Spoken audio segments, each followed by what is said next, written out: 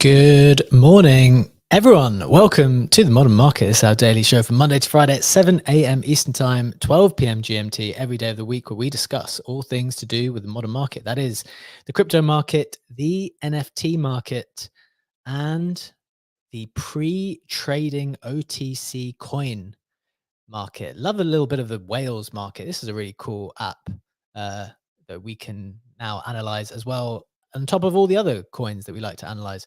I'm your host, Bchek. I'm joined by my legendary co-host, Legendary, and we have Sammy with us too on live on X and video. Cannot wait to get into all the discussion and more in just a little bit. But just a reminder before we do that, nothing that we say here is financial advice. We do not know anything for sure, so please do proceed with caution and exercise your own judgment. Legendary, it is Monday. We have been away for 2 days. Yuga Labs, Moonbirds, that's old news. We missed it. We didn't cover it on Friday. It's happened. We're over it. How was your weekend? What's going on? And GM, yeah, I like the pre-show discussion on whether we should even include it, but just judging by the fact that the timeline was back to back comments on the Yuga Labs Moonbirds acquisition, we kind of said, nah, it's already old news, despite that it only happened on Friday, because we're moving so fast. And I remember when a couple of months ago we put up that theory that basically my feeling and healthiness is correlated to the state of the market. It was your theory B that you came up with. And I think we have counter evidence to that, because I did get sick over the weekend, despite ETH getting so close to the 3K market, to the 3K mark. So I don't know what's wrong with me, or what's wrong with the theory. I think what's wrong with you is that you decided to take a break. I think that if you didn't take a break, you would still be healthy. Your body would know that you're in a bull market. You're not. This is your body breaking down because it's trying to communicate to you, no, do not stop. Do not stop yet. There's work to be done. This is a bull market. What are you doing? That's what your body is telling you, Legendary. What do you think of this interpretation of your body's communication with you? Yeah, I think the theory is accurate. Like, I've been to the spa on Saturday, so my body probably thought, hey, bull market's over, it's a bear market, it's time to calm down, decompress, and that is the result of that. I'm paying the price. Exactly. That's my thinking. All I know is that when I used to be a teacher in secondary school, it would happen all the time that like things were pretty crazy. I worked in a pretty demanding, challenging school, and during term time, I would be fine. You're like running on adrenaline all the time, and then as soon as the holidays came, you'd have like 5 days off or 10 days off, I would get sick straight away. Like immediately, your body completely, like the adrenaline's gone. There's nothing left. You're probably running not on a lot, and I just used to get sick immediately. So that's one of my reflections. Sammy, how was your weekend? Were you were you non-stop going? Did you take some time off? How are you thinking about it? No, I actually took a day off on Saturday, which was nice. Went into Richmond, which is a place in London, pretty chilled. And then Pre-Richmond or Richmond? Pre-Richmond, yeah. No, it's actually Richmond this time. So yeah, just nice to switch off. But then coming back on the Sundays, just a lot going on, prepping for the week. You've obviously got all these airdrops coming in this week, and tokens being launched on various exchanges. So it's all guns blazing. But there's definitely something to riding that adrenaline as well until you have nothing left in the tank. Definitely seem to get ill after I run out. So yeah, it's interesting. I don't know what the perfect solution is. There is definitely something to just like when you're going and when you have the momentum to just keep going, because if you stop, then it's harder to somehow get the momentum back, and your body kind of gets used to not going.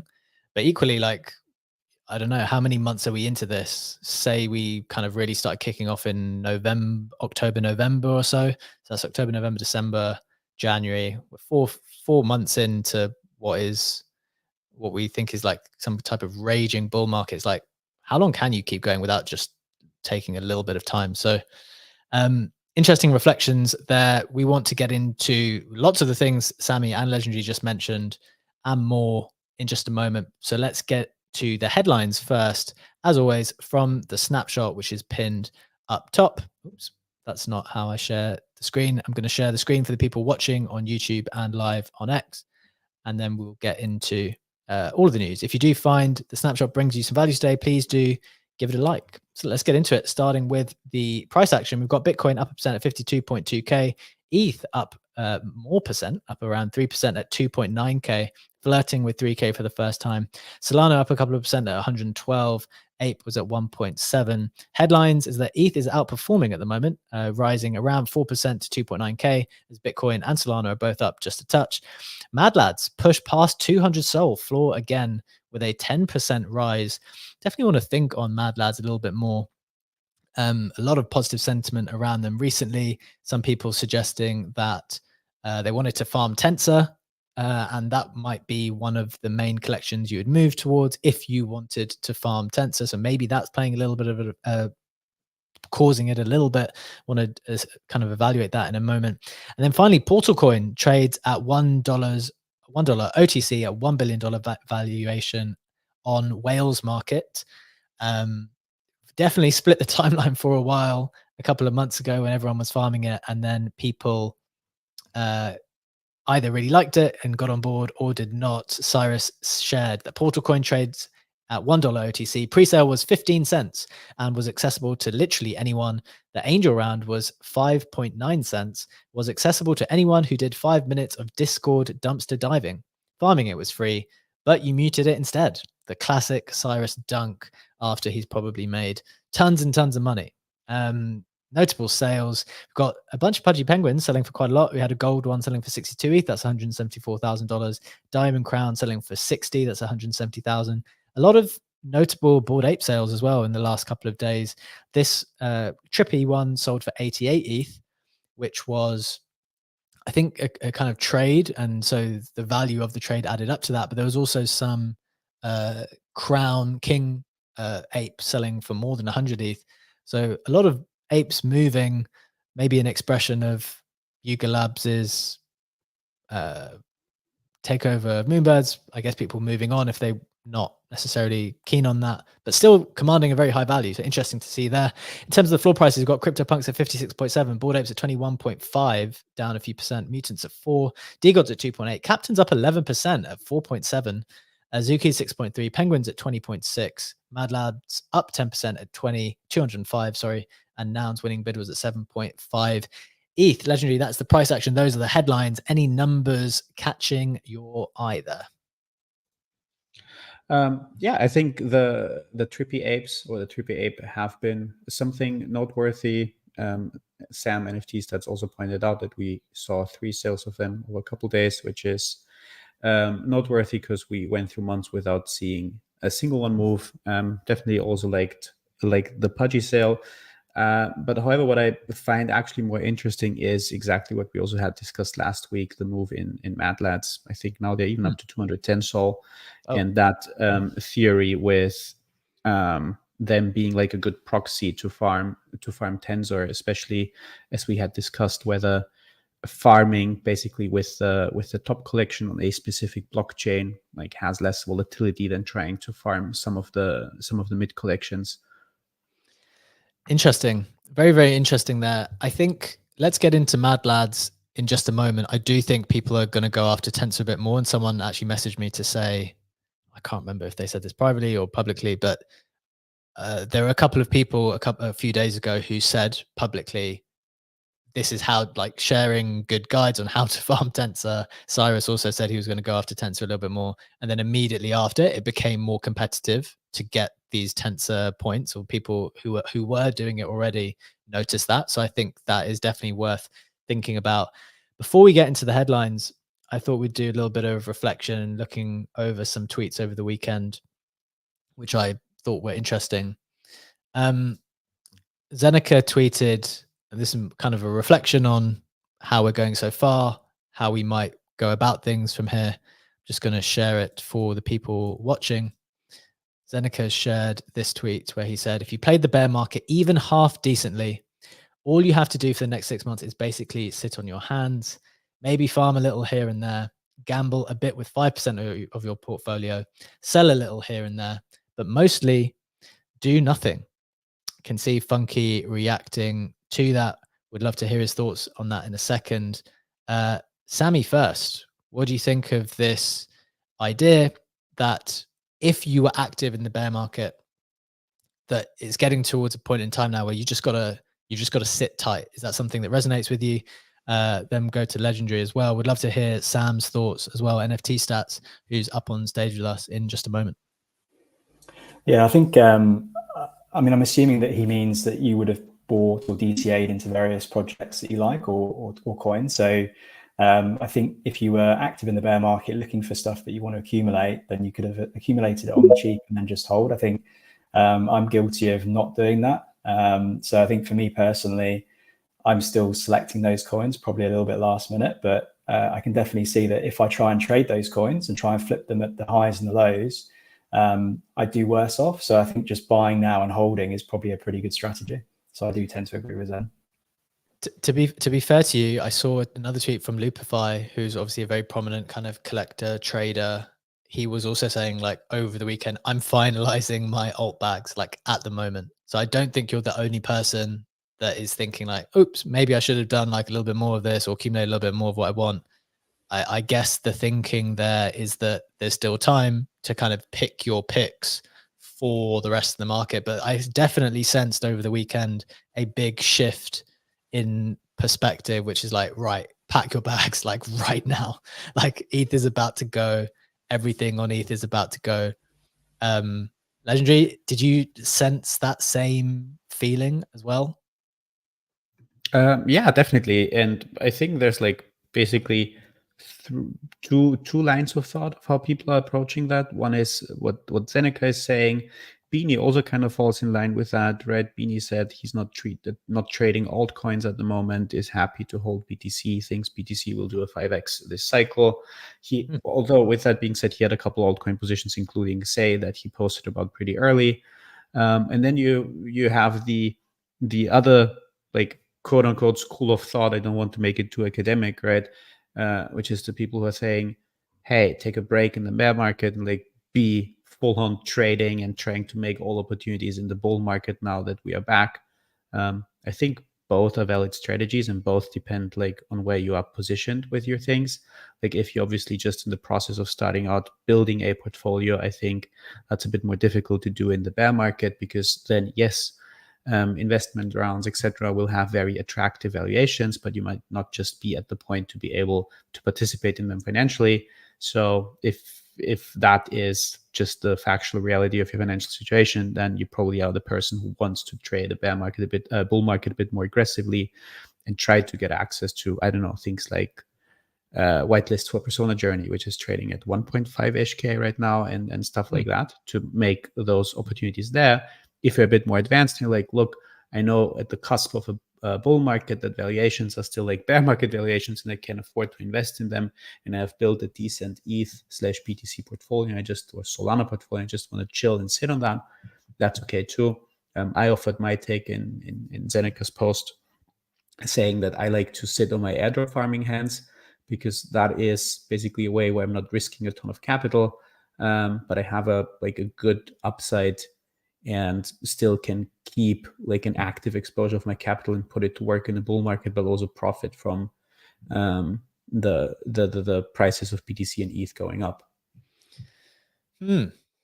Interesting perspective. Yeah, sitting on the airdrop hands is quite a nice one, I guess, because you can just kind of let things work for you, let your idle capital work for you, I guess.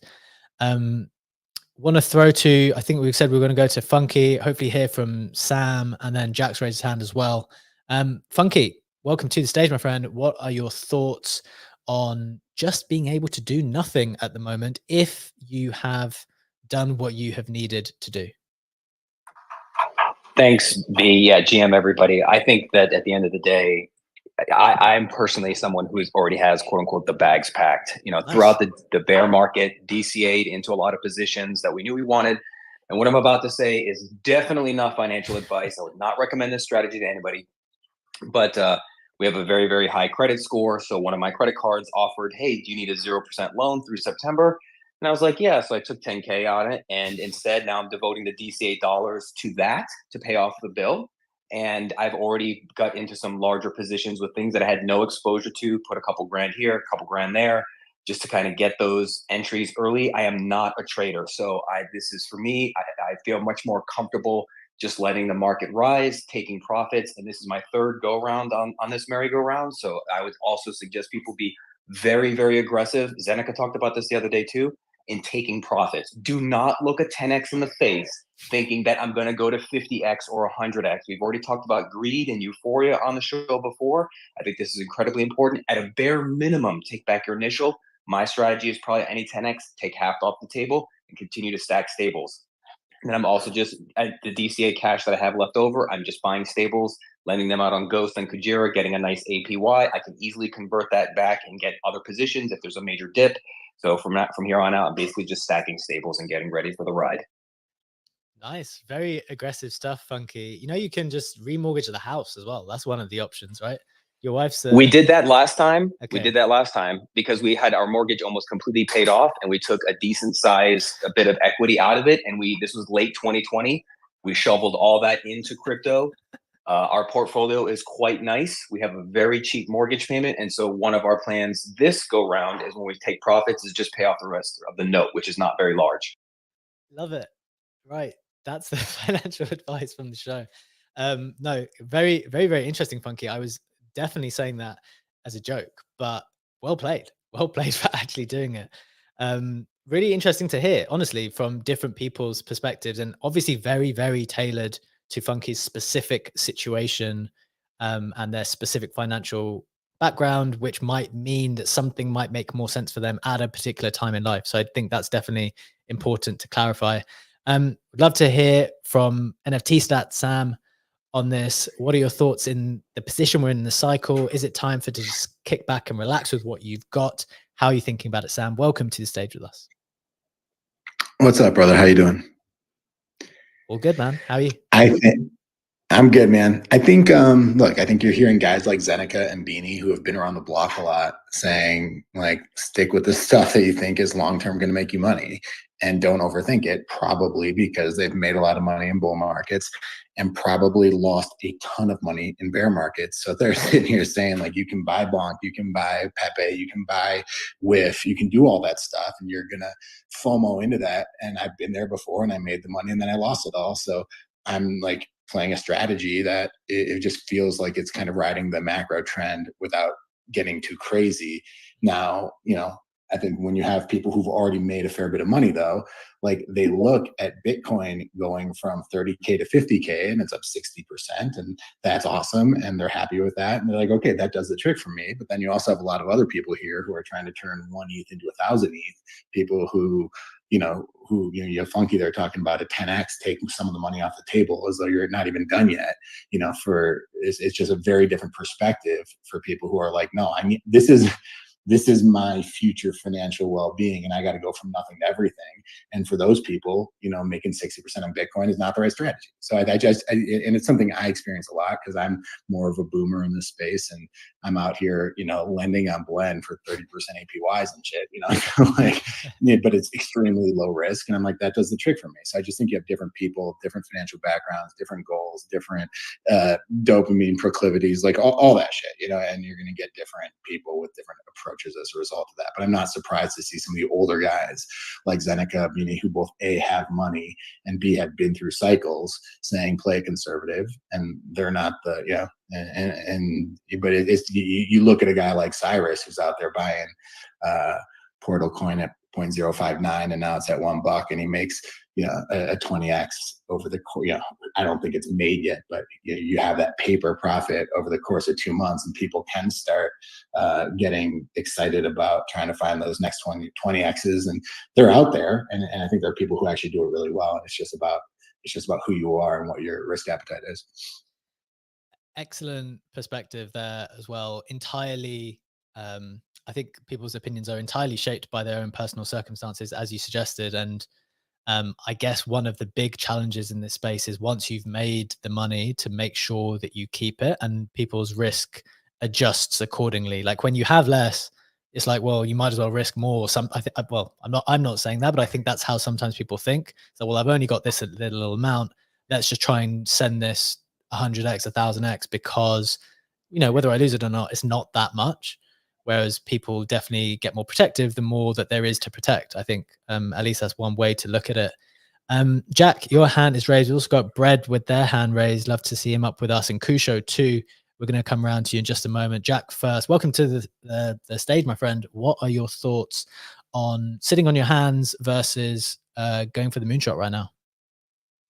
I'm struggling, B-check. I need some therapy. I need some deep breath work. I need some tips on meditation. And most of all, I probably just need to jump in an ice bath long enough for it to basically slow my heart rate down to the point that most people would just assume I was dead. Look, I think the big thing for me, like I've been watching this, knowing exactly how it's going to turn out. Like Creeps is now at like 3.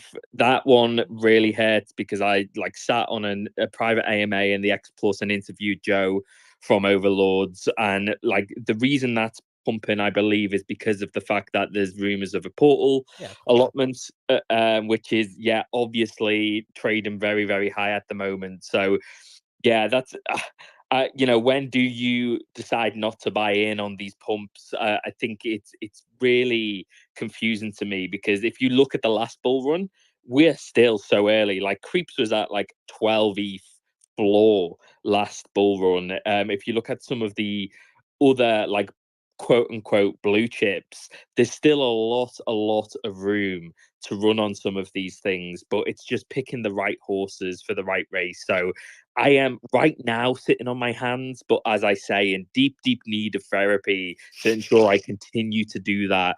If anyone wants to just come and basically just put me in one of those, I forget what they're called, but essentially when you go into an institution and they like tie you up in this like bathrobe looking thing where they tie the sleeves and you just can't move your hands, I think that's exactly what I need. Somebody please send help.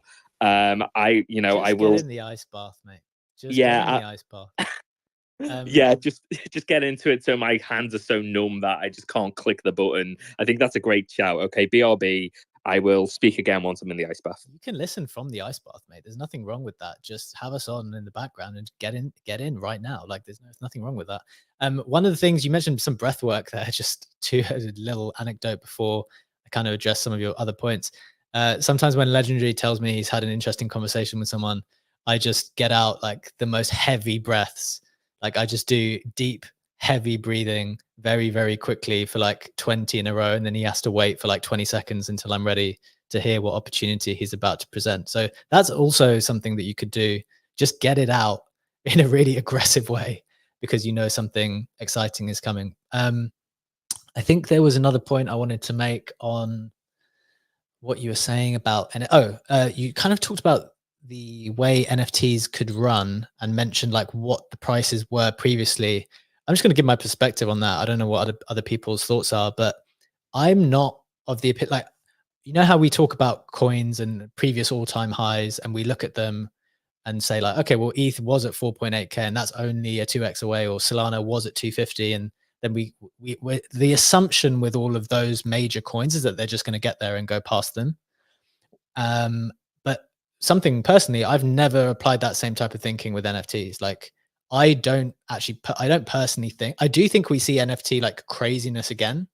And I do think certain collections will go crazy again, but I just don't think that a lot of the even collections that are still like relatively strong now and relatively good now that have survived, I don't think we see those all-time highs again. I don't think there's the narrative. I don't think I just don't think we'll get there again for a lot of them. For some of them, I think we'll see silliness and we'll see new ones that go crazy as well. That's just one of my initial thoughts. Just before we go to Bread Legendary, do you have any like reflections on that? Have you ever thought about NFTs in the same way? Yeah, I think it makes sense, right? If you look at something like BTC, that is like a way broader narrative, especially with the institutional adoption via the ETFs, whereas like a specific NFT collection is a narrative within a narrative. So within a narrative, it's a way smaller group, while you might think that that's easier to pump because it just takes less liquidity to do that. And there's certainly cases of some massive comebacks. I don't think that the like baseline expectation should be that in a NFT bull run, all the old collections will just go back to all-time highs, also because like so much of the attention is focused on the shiny new objects. Yeah, we have exactly. a new set of content creators, KOLs, influencers who are focused on the new things, and they are not here to like push and promote the projects of the last bull run. So I think it's fair to look at it like that. Agree. That's kind of my thinking. Let's go to Bread. Bread, welcome to the stage, my friend. What are your thoughts on where we are in this run at the moment? Kind of sitting on your hands versus accumulating what you need quickly. How are you thinking about it at the moment? What up, dudes? Yeah. So first of all, I totally agree with your NFT take as well. Just because none of the market participants have also matured, right? So not only the KOLs, but just people playing around, right? Everyone. It's not new and shiny. Totally, there will be new and shiny within that, but I agree broadly. It's not just going to be any given mint is going to pop off. It'll be specific ones like Persona we're seeing now. As for the how to handle this market and what I'm doing particularly is I'm kind of like everyone else, have my bags packed. But I think one of the biggest epiphanies I had over the last, I don't know, 2 years doing this bear was that I think people just need to, and maybe it only comes from losing a lot of money in the last bull, but when you realize how much money, our perception gets really warped in this space where you see these numbers on the screen and your numbers go so fucking high on paper. And then whenever it comes back into a bear and you realize how much money you actually need to be happy, to actually change your life, to actually I don't know, live different, that realization allows you to be less greedy in this moment. And that's kind of the position that I've taken. I have my stuff. I'm not doing anything crazy. I'm kind of like Sam, where I'm I'm doing some eigenlayer farming. I'm doing a little bit of like new protocol stuff, but I'm doing stuff that's traded every couple months, not stuff that's traded every day, because that's not my like that's not what I need. And I think everyone thinks they need to make every bit of money right then and there. But in this space, there are so many opportunities that will continue to roll out. You can look at something and just okay, I'll try to I'll take lessons from what's making this pop off now, see if I can pull it over into the next thing and try to be ready for that next thing. Because there's always, always, always, even in the bear, there's always going to be a next thing if you keep your eyes open. So for me, it's and I have a considerable amount of my money, my net wealth in crypto or crypto adjacent stuff. Like even my TradFi stuff is in Coinbase, basically, because I believe that's the bullish asset on top of the bullish asset inside the traditional market.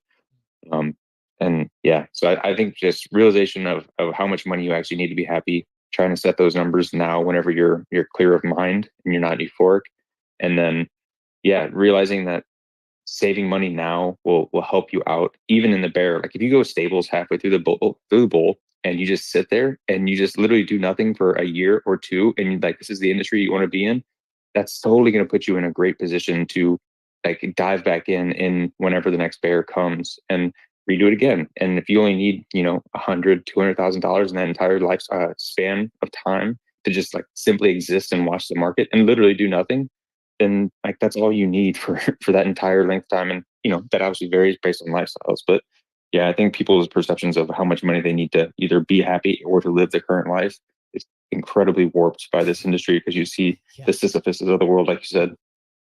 For sure. Like you can think that you're making money in this space, but then you're surrounded by people, or at least feels like you're surrounded by people who are making so much more money than you. And then you feel like, well, is the amount that I've made enough, when it seems like all those other people are making X, Y, and Z? And the other really important point I think you made was this idea of needing to make it all in this cycle, because you never know when the next cycle is going to come, and feeling like you need to compress all of your energy and time into this one, when that's not how the rest of life works, right?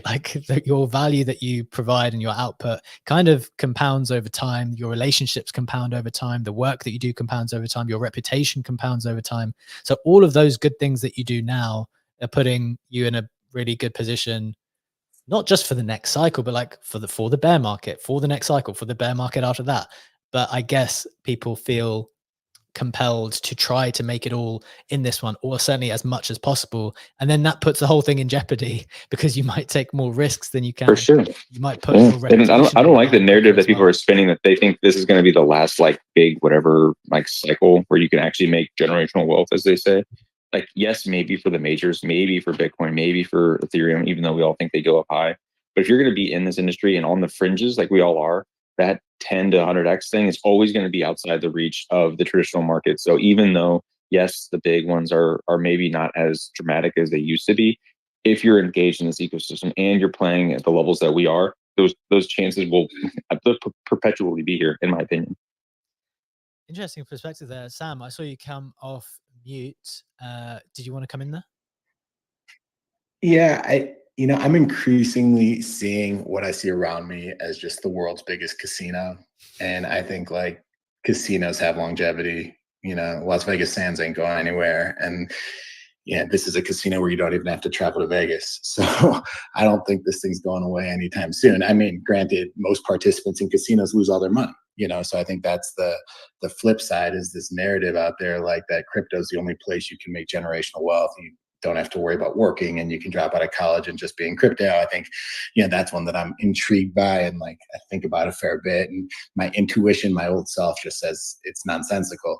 And I certainly would not recommend that path to anybody. But I think, the idea, what it's shaping up to be, is this ongoing casino, and I just don't see that going away.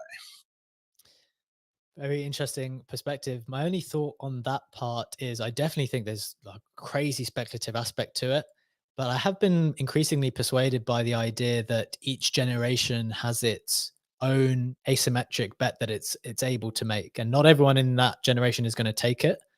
But the idea that, okay, at one period in time, maybe 50 years ago, 30 years ago, 20 years ago, like real estate was just this crazy bet for, it was not really a bet, right? People were just buying their own homes, but even people who wanted to buy extra ones, they could participate in that, and just they've seen insane value accrual. And maybe this generation's opportunity is not going to be the same opportunity of the previous generations. And I think crypto/AI represents something to do with that. And I know there'll be wild speculation as a part of it, but to not participate in this generation's main, this generation's main opportunity seems... Transfer of wealth is what you're looking for. Yeah. Sam, did you want to come back? And then I think Legendary wanted to come in. I don't know, man. It's like, yeah, it's like, I don't know if you're talking about like the real estate bubble as it once was, but I think AI and crypto are just so different. I feel like there's a very big difference between this kind of tool that is becoming extremely useful to people and people betting on bonk and dog with hat. Like they're just very different types of bets. I almost don't even see kind of the overlap aside from. And again, I'm long ETH, I'm long Bitcoin. I agree with you. I think like my younger relatives all throw a little bit of their paychecks into Bitcoin and Ethereum. So like I think there's some there, but I'm not persuaded by what you said that it's not casino like. I mean, referencing another bubble and saying this is the new bubble, it's like, yeah, it kind of gets to my point, right? Which is ultimately you just got to make sure you're not the last piece of exit liquidity. You sound jaded, Sam. You need some of that blast stimulus to get you going again. Dude, I'm all over Blast, man. I'm moving all my dollars to Blast.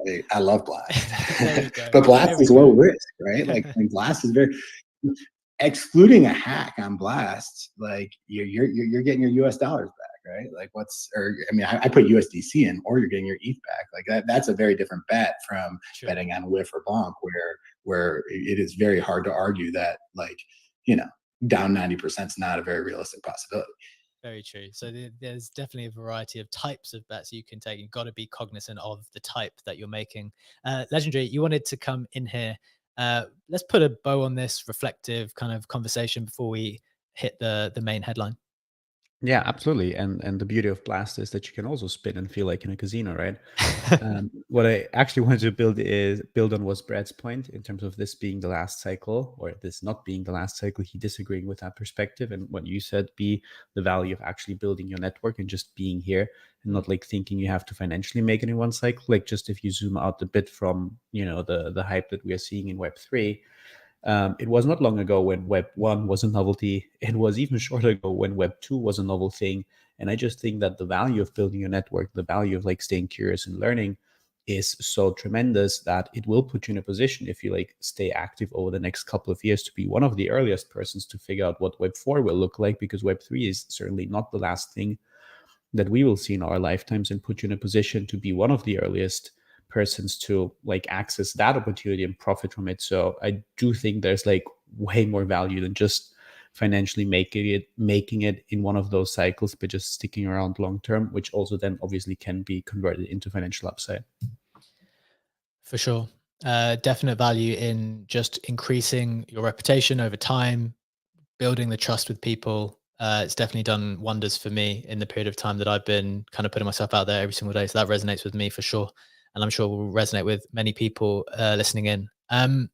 Let's get to the first main headline. We'll try to touch on all of these. I don't know how, we've kind of spoken about ETH quite a lot, so maybe we don't need to talk about this huge amount first.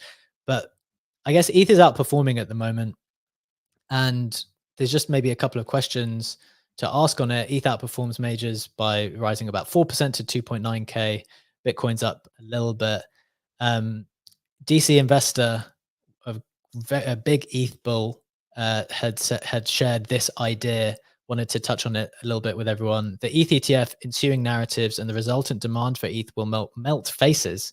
It will cause some here to have mental breakdowns because they wrote off one of the most important assets in crypto, falling for lame VC pump and dump narratives, which won't even survive into the second half of this cycle. It does feel like ETH has, in that period of time where Solana was ripping, in that period of time where Bitcoin was really moving, it didn't have a lot of love from people or certain people, and it felt like people were turning away from it to some extent. Legendary first, Sammy, what do you think of this? And I know Brad has been posting about this a lot, so I would love to hear his thoughts too. Legendary first. Yeah, I mean, I've obviously always been very, very bullish on ETH. I just think that there's tremendous value to the size of the DeFi ecosystem, of the entire ecosystem that has been built around ETH, which is something that some people on the timeline like to neglect. Like, I have my bags in Solana. I love Solana. It's a fun place to be. But I just strongly, fundamentally disagree with the argument that just TVL doesn't matter. And it certainly does matter, because it just takes a certain size to attract a certain size, right? You won't have institutional investors coming into Dog We've Had or like any other alt meme coin or the smallest of layer 2 solutions or alternative layer ones. So there's definitely merit to that. And if you just look at the amount of value that we casually see being locked up in ETH, where that's more than $1 billion blast, where that's, what is it, 7 bill, 7.5 bill that are locked up in Eigenlayer, 1.3 bill that are locked up in ETHify. That's just enormous amounts of money that are being put to work. And on top of that, you will have more demand by the ETH ETF. So I do agree that sometimes we tend to kind of like underestimate ETH, because it's just not the shiny new object. It's not the Sei, it's not the Sui, it's not the Solana of whatever cycle. It just has been around and has built like a very big ecosystem and network of DeFi protocols, other protocols, layer 2 solutions, etc. But it sometimes feels a bit boring. So I just think that this is the reason why we like to underestimate it and chase the shiny new thing on the timeline. Yeah, very good point about these kind of big ETH sinks. Like, there's just so many places at the moment where people's ETH is just disappearing. Like, people's just disappeared their ETH to Blast. People disappeared their ETH into Eigenlayer. And like, it just seems like people are very happy to hold a very useful asset. That's how I've always described it. I just find it so useful.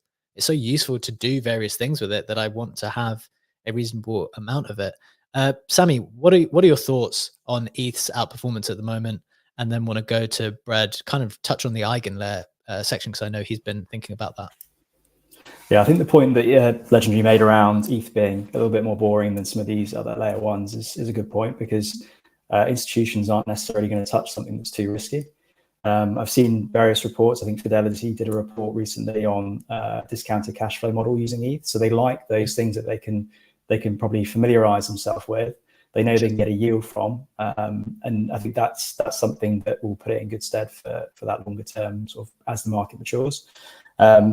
It's crazy to think that ETH's been around for what, 9 years now, because was it 2015? So that's obviously having that historical experience as well that these guys can look at and say, okay, well, it's probably going to be around here for a longer period of time.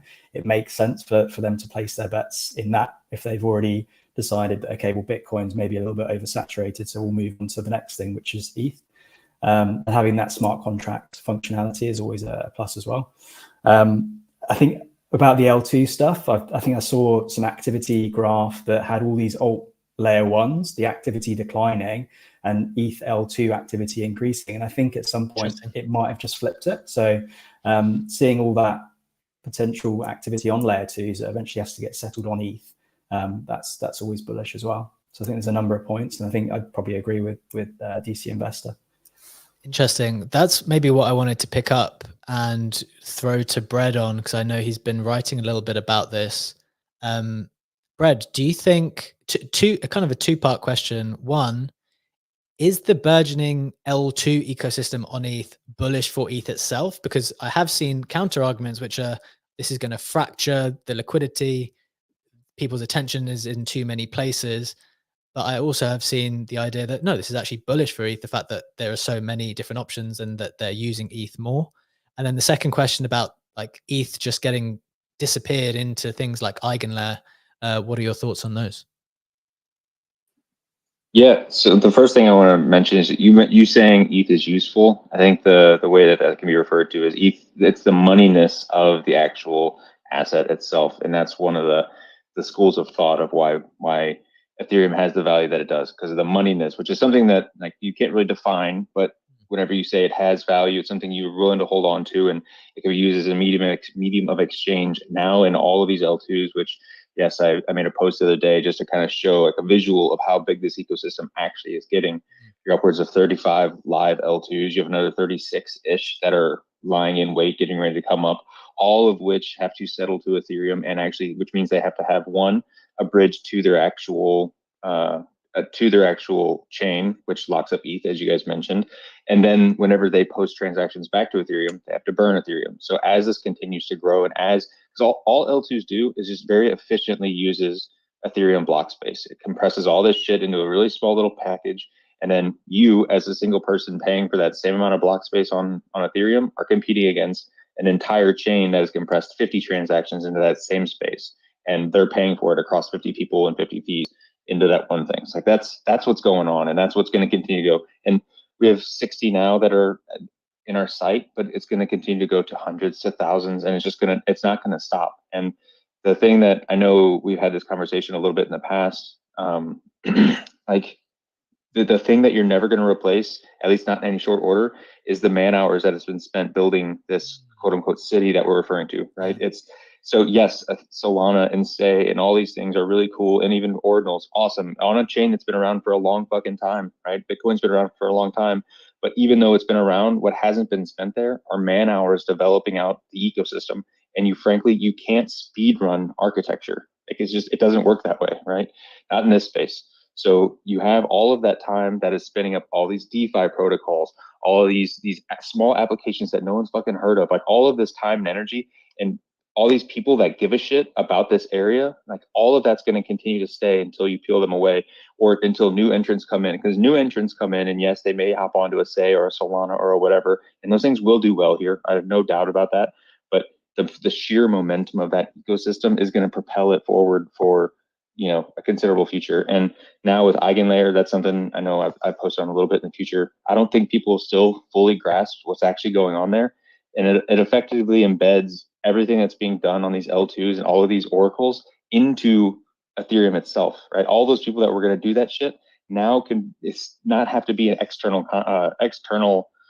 entity. They don't have to be an external oracle. They don't have to be an external L2 with its own validators, bridge stuff, all that shit. All of that stuff is now capable within Eigenlayer, and that is a whole new paradigm shift within the Ethereum ecosystem. And that's why the Ethereum Foundation is afraid of it. So there's just a lot going on. And then Sammy touched on the ETH yield of the ETFs, and there will be no other ETFs that come within the next 2 or 3 years beyond that, because you need a futures market, and then you can get ETF, and no other coin has a futures market right now.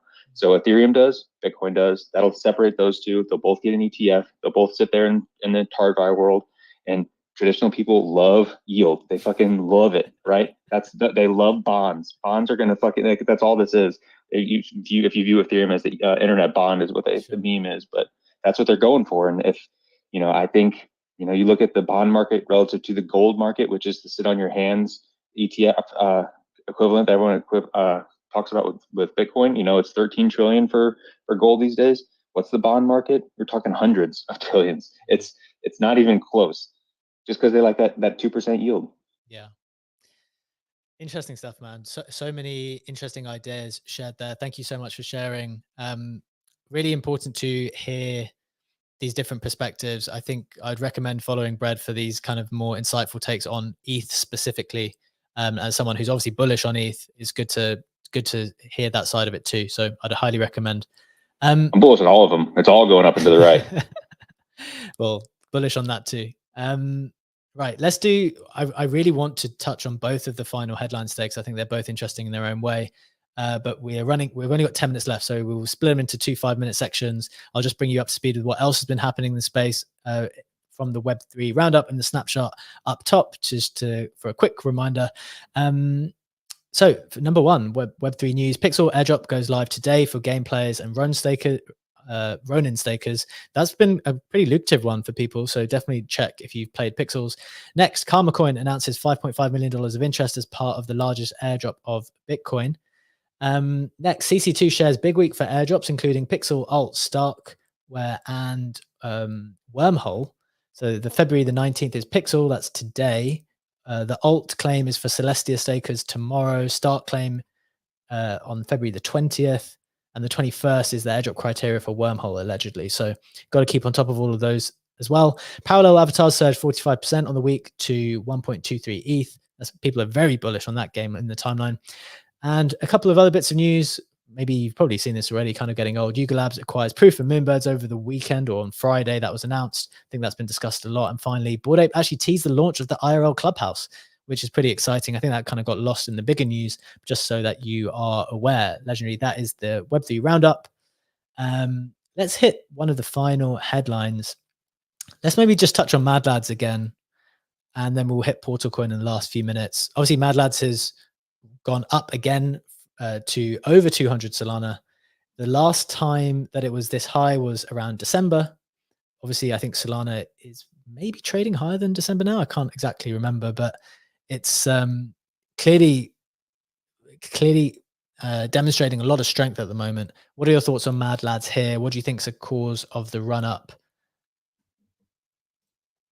My perspective from last week remains kind of unchanged. I think on the one hand, we have the team building actual tangible stuff, not only with the backpack wallet, with the exchange that they're building. We have a backpack wallet that we will have a token in that ecosystem, to put it like that.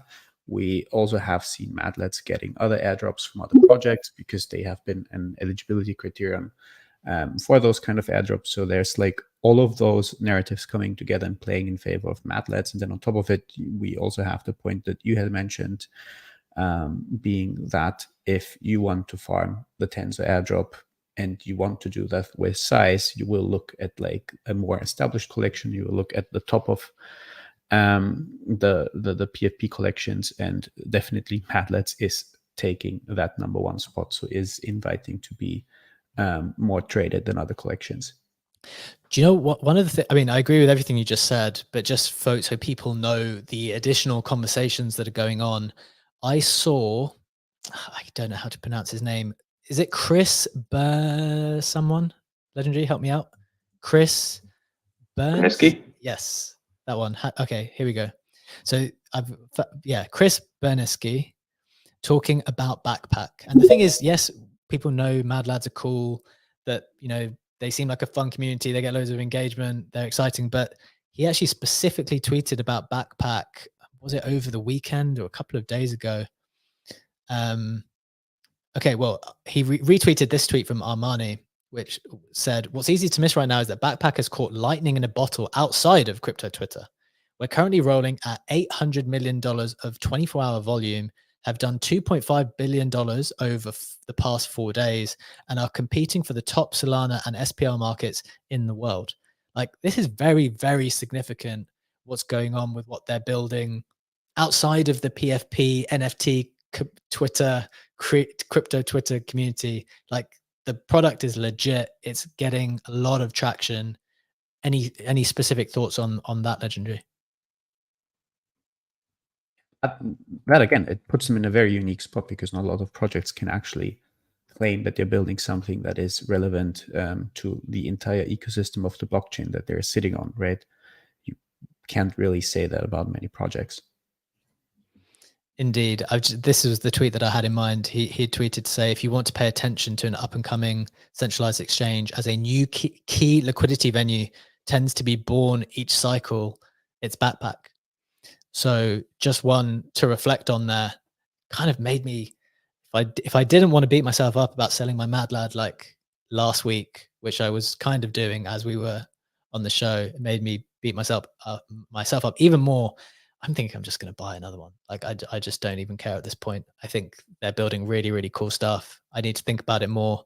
I'm just thinking out loud immediately, but that's one of my reflections that I've been thinking about. We did say we have 5 minutes left. We're going to split it into two. We've touched on Mad Lads. We want to touch on Portal Coin now, Legendary. Do you want to set it up for people? What was Portal Coin about?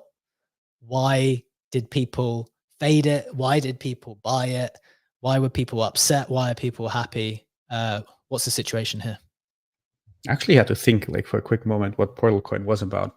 It was a gaming layer, gaming infrastructure layer. No one actually knew for loads of time. No one actually knew for loads of time, right? Connecting you across various blockchains, across various games, and basically saying that you need only that single profile, that single access point via Portal to be a part of the Web3 gaming ecosystem. And I think I said the word ecosystem like 100 times in this show already, so I should cut that down a bit probably. And they did manage one thing to get all of the attention on the timeline over multiple weeks. And we said it often, right? It's not about money. A lot of people have money in this space, but attention is actually the difficult thing to get. And they managed to do that. They had a very viral points farming airdrop campaign. They had a very actively promoted round of angel investments, and it led to quite some quite a torn timeline, in a sense that some people were like farming the shit out of it, and others were like, nope, I'm gonna mute everything Portal Coin. And as of this weekend, or as of this week, Portal Coin got listed on the Whales market. So it's obviously not live. The TG hadn't happened yet, but you can trade it on the futures market there. And it started trading at around $1. I think now it is down to like 85-ish cents. So definitely everyone who got in early, either on the farming side of things, on the angel rounds, or on that public round that also sold out like extremely quick, is looking at a considerable multiple on his investment. I think it's 15-ish x. Sure. So for the context of people wanting to figure out either lost porn or to figure out how much money you've made, the pre-sale was at 15 cents, and that was accessible to literally anyone, according to Cyrus. This is a tweet from Cyrus. The angel round was at 5.9 cents, and that was accessible to basically anyone as well who did 5 minutes of Discord dumpster diving, although you did have to have like a higher capital amount. So kind of accessible to everyone, but not literally accessible to everyone. Cyrus continued his dunk by saying farming it was free, but you muted it instead. Question mark. Sammy, question to you here is, like, how do you think about these situations where someone accrues this amount of attention so quickly? Do you think that you ultimately cannot fade the attention? Are there any circumstances where you can have all this attention and the product just be completely terrible? I don't even know if it's perfectly clear how good the product is. I don't think that they've actually provided enough information on it, but there was enough good stuff that the team has done, considering they were related to creeps, and they did that cool clothing stuff. Like I remember us talking about it on the day when the farming was going live, and we were like, look, there's a bunch of red flags. It seems like there's also a bunch of green flags, and it was kind of hard to decide. And I think that's why it tore the timeline so much. What was your thinking on those two perspectives, Sammy? Yeah, I mean, the marketing campaign just felt really inorganic. And I think my own personal gut instinct was to run the other way.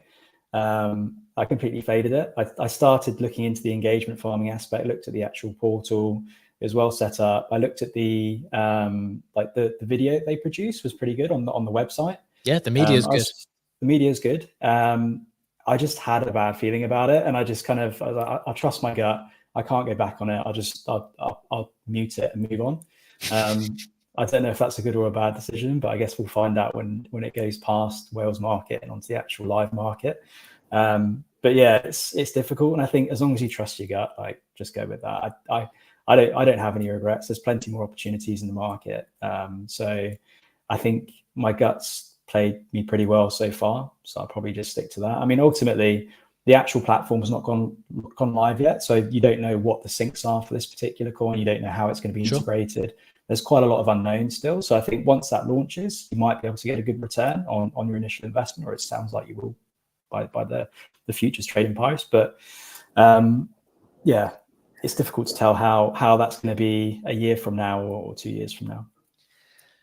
Fair enough. As you say, I think you do have to trust your gut with these types of things anyway. So completely fair perspective. I guess we'll see how it goes. I trusted my gut with this one, and I was in for it. So we'll see whose gut is the better gut, Sammy. This will be. I think I probably moved it. So yeah. One thing I'll just jump in and say though is like I think people like I personally had zero interest in this, and there was no price where I was going to have interest in this, you know. And I think people who are like people who are fading it, I don't think we're saying this isn't going to make people money. I think they're just saying this isn't what I want to do with my account. Like I got 100,000 people who've decided that they want to follow me. Like my rule for every tweet I put out is that if I'm tweeting something, I have to believe in what I'm tweeting. And it has to be authentic to my views, and like it has to be as true as I possibly know the world to be. Like, so for me, it just wasn't for me, and it was in no way saying this isn't the type of thing that's not going to make Cyrus a ton of money. You know, and he and I have argued back and forth. I was like, people are going to make a lot of money. It's like, because anything in our space that gets attention can be worth $1 billion, but it's not for me. You know, so like I don't know. I think I don't think it's like whose gut was right. I think it's like who had, like, it's just what's your relationship with your account, your followers, and money. And like, and I don't shame anyone who had any one there. It's just people had different perspectives on it. Very, very wise words. Let's end on those. Guys, it's been a great show. We've actually run a touch over time, but we're very grateful for you joining us. We hope you enjoyed the show. Hope it was informative. Hope it was enjoyable. And we hope to see you again tomorrow. Thank you, Legendary, for co-hosting. Thank you, Sammy, for being with us as always. Thank you to the rest of our speakers, Bread, Jack, and NFT Stats. Sam, thank you so much for joining us. Thank you for being with us in the audience, and we will see you again tomorrow. We do this every single day, Monday to Friday, 7 a.m. Eastern Time, 12 p.m. GMT. Have a wonderful day. See you later. Bye-bye.